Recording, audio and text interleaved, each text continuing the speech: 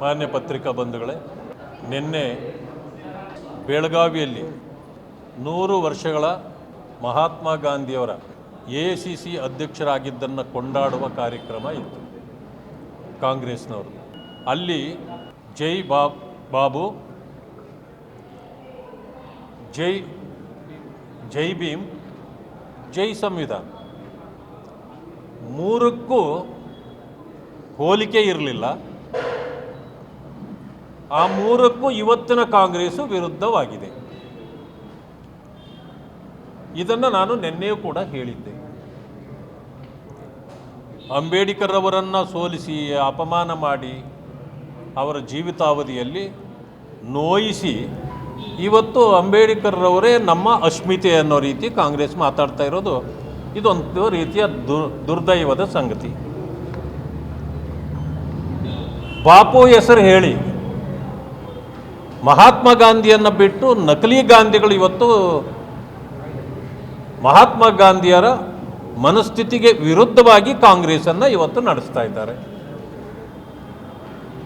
ಸಂವಿಧಾನಕ್ಕೆ ದ್ರೋಹ ಬಗೆದು ಅಪಮಾನ ಮಾಡಿ ಸಂವಿಧಾನವನ್ನು ತಿದ್ದಿ ಎಲ್ಲ ಮಾಡಿ ಸ್ವಾರ್ಥಕ್ಕಾಗಿ ಸಂವಿಧಾನವನ್ನೇ ಸಂಹಾರ ಮಾಡಿದ ಕಾಂಗ್ರೆಸ್ಸು ಇವತ್ತು ಸಂವಿಧಾನದ ರಕ್ಷಕರು ನಾವೇ ಅಂತ ಹೇಳ್ತಕ್ಕಂಥ ಇದು ಒಂದು ಡಬಲ್ ಸ್ಟ್ಯಾಂಡರ್ಡ್ ರಾಜಕೀಯವನ್ನು ಎತ್ತಿ ತೋರಿಸ್ತದೆ.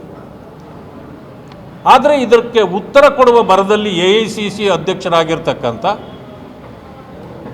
ಕರ್ನಾಟಕದಲ್ಲಿ ನಾವೆಲ್ಲ ಮೆಚ್ಚಿಕೊಂಡಿದ್ದ ಮಲ್ಲಿಕಾರ್ಜುನ್ ಖರ್ಗೆ ಅವರು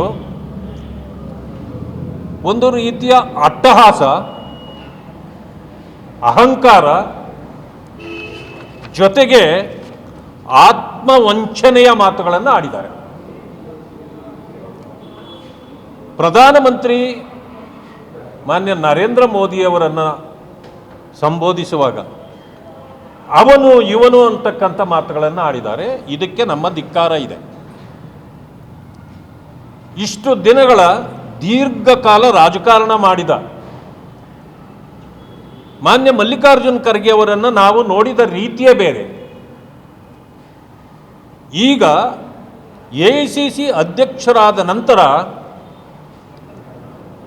ಅವರ ನಾಲಿಗೆಯಲ್ಲಿ ವಿಷ ಬರತಕ್ಕಂಥ ಮಾತುಗಳನ್ನು ಆಡ್ತಿದ್ದಾರೆ. ಅವರ ನಾಲಿಗೆಗೆ ಯಾಕೆ ವಿಷ ಬಿತ್ತು? ಇದು ಪ್ರಶ್ನಾರ್ಥಕ ಚಿಹ್ನೆಯಾಗಿ ಉಳಿದಿದೆ. ಇವರು ಯಾಕೆ ಇವತ್ತಿನ ದಿವಸ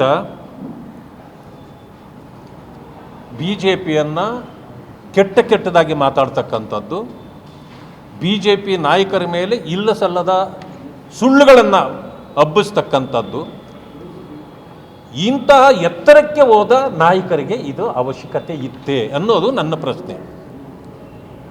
ಮಲ್ಲಿಕಾರ್ಜುನ್ ಖರ್ಗೆ ಅವರ ಬಗ್ಗೆ ನನಗೆ ಬಹಳ ಗೌರವ ಇದೆ. ಬಹುಕಾಲ ಅವರ ಜೊತೆಯಲ್ಲಿ ನಾನು ಕೂಡ ಕೆಲಸ ಮಾಡಿದ್ದೇನೆ. ಎಂದೂ ಕೂಡ ಇಷ್ಟೊಂದು ಕೀಳು ಮಟ್ಟದ ಭಾಷೆಯನ್ನು ಅಥವಾ ಸುಳ್ಳುಗಳನ್ನು ಅವರು ಮೊದಲು ಹೇಳಿದ್ದು ನಾನು ಕಂಡಿರಲಿಲ್ಲ. ಅದೇ ರೀತಿ ಮಾನ್ಯ ಮುಖ್ಯಮಂತ್ರಿಗಳಾಗಿರ್ತಕ್ಕಂಥ ಸಿದ್ದರಾಮಯ್ಯನವ್ರನ್ನೂ ಕೂಡ ಅವ್ರ ಜೊತೆಯಲ್ಲೂ ಕೆಲಸ ಮಾಡಿದ್ದೆ. ಅವರೂ ಕೂಡ ಸುಳ್ಳು ಹೇಳೋದು ಇದೆಲ್ಲ ನೇರವಾಗಿ ಮಾತಾಡೋರಾಗಿದ್ದರು.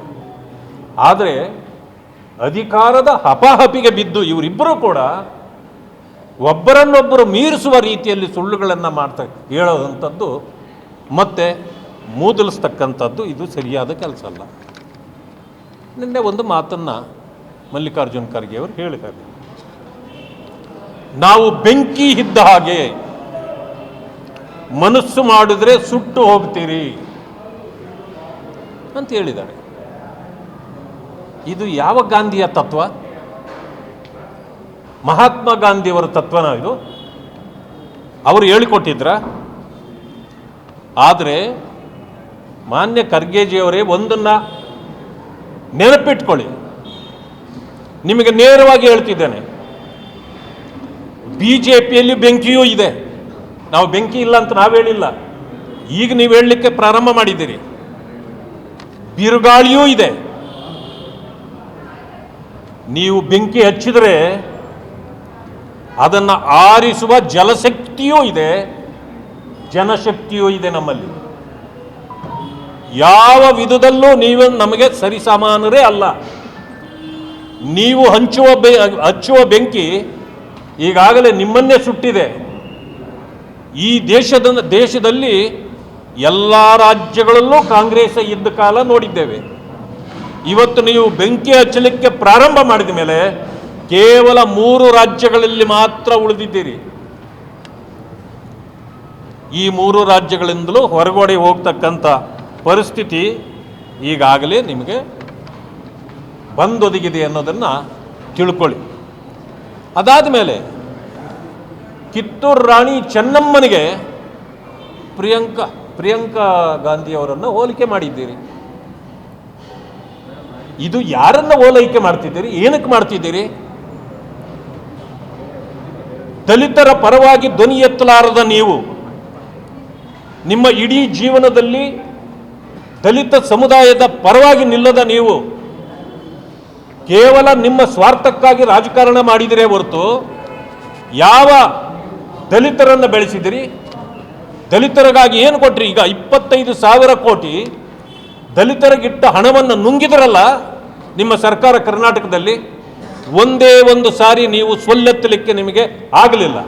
ಯಾಕೆ ಅಂದರೆ ನಿಮಗೆ ನಿಮ್ಮ ಸ್ವಾರ್ಥ ರಾಜಕಾರಣ ಮುಖ್ಯವೇ ಹೊರತು ನಿಮಗೆ ದಲಿತ ಸಮುದಾಯ ಮುಖ್ಯ ಅಲ್ಲ. ಒಂದು ಸಾರಿ ಹೇಳಲಿಲ್ಲ. ಬಾಬಾ ಸಾಹೇಬ್ ಅಂಬೇಡ್ಕರ್ ಅವರಿಗೆ ಕಾಂಗ್ರೆಸ್ ಇಷ್ಟು ಅನ್ಯಾಯ ಮಾಡಿದೆ. ನೀವು ಒಂದು ದಿನ ಆದರೂ AICC ಅಧ್ಯಕ್ಷರಾಗಿ ಕಾಂಗ್ರೆಸ್ ಮಾಡಿದ್ದು ತಪ್ಪು ಒಂದು ಸಾರಿ ಹೇಳಿದ್ದೀರಾ? 1975-76ರಲ್ಲಿ ಸಂವಿಧಾನವನ್ನು 2 ವರ್ಷಗಳ ಕಾಲ ತಟಸ್ಥಗೊಳಿಸಿದ ಇಂದಿರಾ ಗಾಂಧಿಯವರು ಮಾಡಿದ ತಪ್ಪನ್ನು ಒಂದು ಸಾರಿ ಆದರೂ ಇದನ್ನು ಸರಿ ಇರಲಿಲ್ಲ ಅಂತ ಹೇಳಿದಿರಾ? ನಿಮ್ಮ ರಮೇಶ್ ಕುಮಾರ್ ಅವರು ಹೇಳಿದ್ರಲ್ಲ, ಬಾಬಾ ಸಾಹೇಬ್ ಅಂಬೇಡ್ಕರ್ ಅವರಿಗೆ ಕಾಂಗ್ರೆಸ್ ಅನ್ಯಾಯ ಮಾಡಿದೆ, ಸದನದಲ್ಲಿ ಹೇಳಿದರು. ಅವರು ಸತ್ತಾಗ ಅವ್ರ ಹತ್ರ 300 ರೂಪಾಯಿ ಇರಲಿಲ್ಲ. ಬಾಂಬೆಗೆ ಅವರನ್ನು ಸಾಗಿಸಬೇಕಾದ್ರೆ ಅವರೇ ಫ್ಲೈಟ್ಗೆ ಚಾರ್ಜ್ ಇರಲಿಲ್ಲ, ಜನ ಕಲೆಕ್ಟ್ ಮಾಡಿ ಕೊಡಬೇಕಾಯ್ತು. ಅವರಿಗೆ ದಿಲ್ಲಿಯಲ್ಲೇ ಇದು ಮನೆ ಇತ್ತು, ಅಲ್ಲೇನೆ ಅವರಿಗೆ ಅಂತ್ಯ ಸಂಸ್ಕಾರಕ್ಕೆ ಜಾಗ ಕೊಡ್ಬೋದಾಗಿತ್ತು, ಕಾಂಗ್ರೆಸ್ ಕೊಟ್ಟಿಲ್ಲ. ಇದೆಲ್ಲ ತಪ್ಪುಗಳನ್ನು ಕಾಂಗ್ರೆಸ್ ಮಾಡಿದೆ. ನನ್ನನ್ನು ಬೇಜಾರು ಮಾಡ್ಕೊಂಡ್ರು ಚಿಂತೆ ಇಲ್ಲ ಕಾಂಗ್ರೆಸ್ನವರು ಅಂತೇಳಿ ನಿಮ್ಮ ಮುಖದ ಮೇಲೆ ಹೇಳಿದ್ರಲ್ಲ. ಯಾಕೆ ಇದಕ್ಕೆಲ್ಲ ಉತ್ತರ ಕೊಡೋಕ್ಕೆ ನಿಮಗೆ ಸಾಧ್ಯ ಇಲ್ಲ? ಅಂಬೇಡ್ಕರ್ ಅವರು ಸ್ವತಃ ಹೇಳಿದ್ದಾರೆ, ಕಾಂಗ್ರೆಸ್ ಸೇರೋದಾದ್ರೆ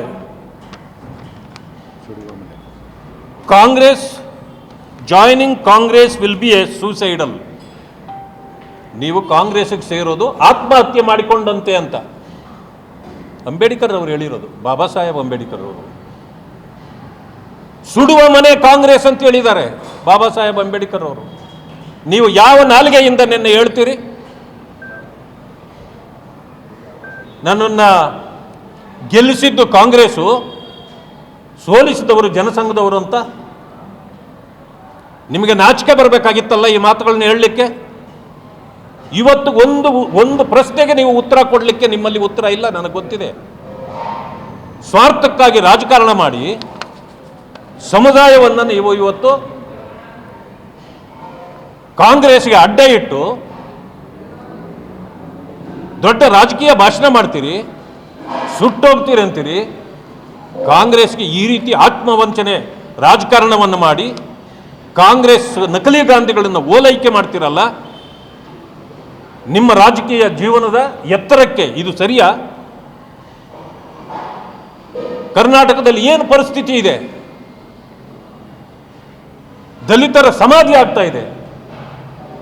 ನೀವು ಮುಖ್ಯಮಂತ್ರಿ ನಾನಾಗಬೇಕು, ಮುಖ್ಯಮಂತ್ರಿ ನಾನಾಗಬೇಕು ಮಾಡಿ ಯಾರನ್ನ ಬೇಕಾದರೂ ನಿಮ್ಮ ಕಾಂಗ್ರೆಸ್ ಕುಲದ ಕೋತಿಯನ್ನೇ ಮಾಡ್ಕೊಳ್ಳಿ, ನಮಗೇನು ಚಿಂತೆ ಇಲ್ಲ, ಅದು ನಮ್ಮ ಕೆಲಸ ಅಲ್ಲ.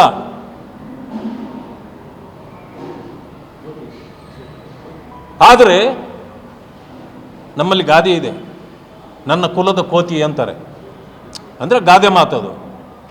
ಹಾಗೆ ಕಾಂಗ್ರೆಸ್ ಅನ್ನೋದು ಒಂದು ಕುಲದ ಕೋತಿಯನ್ನು ಮಾಡ್ಕೊಳ್ಳಿ, ನಮಗೇನು ಚಿಂತೆ ಇದೆ, ನಾವು ಅದರ ಬಗ್ಗೆ ಪ್ರಶ್ನೆ ಇಲ್ಲ. ಆದರೆ 75 ವರ್ಷಗಳಿಂದ ದಲಿತರಿಗೆ ನೀವು ವಂಚನೆ ಮಾಡ್ತಿದ್ದೀರಲ್ಲ, ಮುಖ್ಯಮಂತ್ರಿ ಮಾಡ್ತೀನಿ ಅಂತ ಮಾಡಿ. ಈಗ ನಿಮ್ಮ ಕಾಲಾವಧಿ ಬಂದಿದೆಯಲ್ಲ, ಈಗ ಮಾಡಿ ನೋಡೋಣ.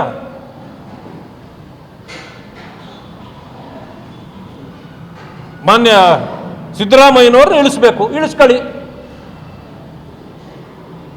DK ಶಿವಕುಮಾರ್ ಕೂಡ ಮುಖ್ಯಮಂತ್ರಿ ಆಗಬೇಕು, ಆಗಲಿ, ಯಾರು ಬೇಡ ಅಂದ್ರು. ಆದರೆ ನಿಮ್ಮ ದಲಿತ ಪ್ರೇಮ ಏನಾಯಿತು ಕಾಂಗ್ರೆಸ್ದು? ಈಗೇನಾದರೂ ಜಾರಕಿಹೊಳಿ ದಲಿತರು, ಸತೀಶ್ ಜಾರಕಿಹೊಳಿ, ಈ ಕಡೆ ಡಾಕ್ಟರ್ ಪರಮೇಶ್ವರ್ ದಲಿತರು, ಅಂದರೆ ಆ ದಲಿತರ ಕಥೆ ಏನಾಯಿತು? ದಲಿತರನ್ನು ಮುಗಿಸ್ಬೇಕು ಅನ್ನೋದೇ ನಿಮ್ಮ ತೀರ್ಮಾನ. ಪರಮೇಶ್ವರರನ್ನ ಮೂಲೆಗುಂಪು ಮಾಡ್ತಿದ್ದೀರಲ್ಲ, ಯಾರಿಗಾಗಿ ಮಾಡ್ತಿದ್ದೀರಿ? ಇದೆಲ್ಲ ಪ್ರಶ್ನೆಗಳು ಜನ ಕೇಳ್ತಾರೆ, ಇದಕ್ಕೆ ಉತ್ತರ ಕೊಡಬೇಕಲ್ಲ. ಇದೆಲ್ಲವನ್ನು ಬಿಟ್ಟು, ಅಭಿವೃದ್ಧಿ ಕೆಲಸಗಳು ಬಿಟ್ಟು, ನಿಮ್ಮಲ್ಲಿರ್ತಕ್ಕಂಥ ಒಡಕನ್ನು ಮುಚ್ಕೊಳ್ಳಿಕ್ಕೆ ಬೆಂಕಿ ಸುಡ್ತೇವೆ, ಪ್ರಧಾನಮಂತ್ರಿಗಳು ವಿಷ ಕಾರುವ ಸರ್ಪ ಇದ್ದಾಗೆ ಅವರೇನಾದರೂ ಕಚ್ಚಿದರೆ ಸತ್ತೇ ಹೋಗ್ತಾರೆ. ಎಂಥ ಭಾಷೆ ನಿಮ್ಮದು! ಈ ವಿಷದ ಭಾಷೆಗಳನ್ನು ಬಿಡ್ರಿ. ಉತ್ತಮ ರಾಜಕಾರಣವನ್ನು ಮಾಡೋದನ್ನು ಮೊದಲು ಕರ್ನಾಟಕದ ಬೌಂಡ್ರಿ ದಾಟೋದಕ್ಕೆ ಮುಂಚೆ ಬಹಳ ಚೆನ್ನಾಗಿದ್ದರು. ಬಹುಶಃ ಬೌಂಡ್ರಿ ದಾಟಿದ ಮೇಲೆ ಯಾವುದೋ ವಿಷಕಾರಿ ಇದು ಅವರು ನಾಲಿಗೆ ಮೇಲೆ ಬಂದಿದೆ ಅಂತ ನನಗನ್ನಿಸ್ತದೆ. ಪರಿಸ್ಥಿತಿಯಲ್ಲಿ ಏನಾಗಿದೆ? ನಿನ್ನೆ ನಾನು ಪ್ರಶ್ನೆ ಮಾಡಿದ್ದೇನೆ. ಶ್ರೀಮತಿ ಲಕ್ಷ್ಮೀ ಹೆಬ್ಬಾಳ್ಕರ್ ಅವರ ಕಾರು ಆಕ್ಸಿಡೆಂಟ್ ಆಯಿತು. ಜನ ಎಲ್ಲ ಹೇಳ್ತಾರೆ, ಆ ಗಾಡಿ ಆಗಿದ ತಕ್ಷಣ ಗಾಜುಗಳೆಲ್ಲ ಒಡೆದೋದ್ವು, ಅದನ್ನು ಬಟ್ಟೆ ಹಾಕಿ ಮುಚ್ಚಲಾಗಿದೆ. ಯಾಕೆ ಮುಚ್ಚಿದ್ರಿ? ಅದರಿಂದ ಹೊರಗಡೆ ಅವ್ರನ್ನ ತೆಗೆದ ಮೇಲೆ ಇಮಿಡಿಯೇಟ್ಲಿ ಯಾಕೆ ಲಿಫ್ಟ್ ಮಾಡಿದ್ರಿ? ಕೋಟ್ಯಾಂತರ ರೂಪಾಯಿ ಅದರಲ್ಲಿ ಸಾಗಣೆ ಮಾಡ್ತಾ ಇದ್ರು ಅಂತೇಳಿ ಜನ ಮಾತಾಡ್ತಾ ಇದ್ದಾರೆ. ಈಗ ಉತ್ತರ ಕೊಡಬೇಕಲ್ಲ ಸರ್ಕಾರ. ಯಾಕೆ ಬಾಯಿ ಮುಚ್ಚಿಕೊಳ್ತಿದ್ದೀರಿ? ಇನ್ವೆಸ್ಟಿಗೇಷನ್ ಯಾರು ಮಾಡ್ತಿದ್ದಾರೆ? FIR ಯಾರು ಮಾಡಿಸಿದ್ರಿ? ಡ್ರೈವರು ಮೊದಲು ಹೇಳಿದ್ದು ನೀವು ನಾಯಿ ಅಡ್ಡ ಬಂತು, ಎರಡನೇ ಸಾರಿ ಹೇಳಿದ್ರಿ ಯಾವುದೋ ಗಾಡಿ ಹಿಟ್ ಅಂಡ್ ರನ್ ಆಯಿತು, ಮೂರನೇ ಸಾರಿ ಹೇಳಿದ್ರಿ ಡ್ರೈವರ್ಗೆ ನಿದ್ದೆ ಬಂದಿತ್ತು. ನೀವು ಯಾಕೆ ಇದು ಟೂರ್ ಪ್ರೋಗ್ರಾಮ್ ಹಾಕಿ ಹೋಗಲಿಲ್ಲ? ಮಂತ್ರಿ ಅಲ್ವಾ ನೀವು? ಲೆಕ್ಕ ಇದೆಯಲ್ಲ ನಿಮಗೆ. ಪ್ರೈವೇಟ್ ಕಾರಲ್ಲಿ ಹೋದ್ರಿ, ಸರ್ಕಾರಿ ಕಾರ್ ಬಿಟ್ರಿ. ಅಲ್ಲಿಂದ ಏನು ಮಾಡಿದ್ರಿ? ಗನ್ ಮ್ಯಾನೆ ತಗೊಳ್ಳಿಲ್ಲ. ಆಗಿದ್ಮೇಲೆ ಎಸ್ಕಾರ್ಟ್ ಯಾಕೆ ತಗೊಳ್ಳಿಲ್ಲ? ಜವಾಬ್ದಾರಿ ಜಾಗದಲ್ಲಿರೋರು ಏನಾದರೂ ಮಾಡಿದಾಗ ಅನುಮಾನಗಳ ಹುತ್ತ ಬೆಳೀತಕ್ಕಂಥದ್ದು ಸಹಜ ಇದೆ. ಇದಕ್ಕೆ ಸರ್ಕಾರ ಉತ್ತರ ಕೊಡಬೇಕಾಗಿದೆ. ಕೊಡಲಿಲ್ಲ ಅಂತಂದರೆ ಇದು ಯಾರು ಅನುಮಾನಗಳನ್ನು ಪಡ್ತಾ ಇದ್ದಾರೆ, ಇದು ಸತ್ಯ ಆಗುತ್ತೆ, ಇನ್ವೆಸ್ಟಿಗೇಷನ್ ಆಗಬೇಕು. ಗ್ಯಾರಂಟಿ ನ್ಯೂಸ್, ಸುದ್ದಿ ಖಚಿತ, ನ್ಯಾಯ ನಿಶ್ಚಿತ.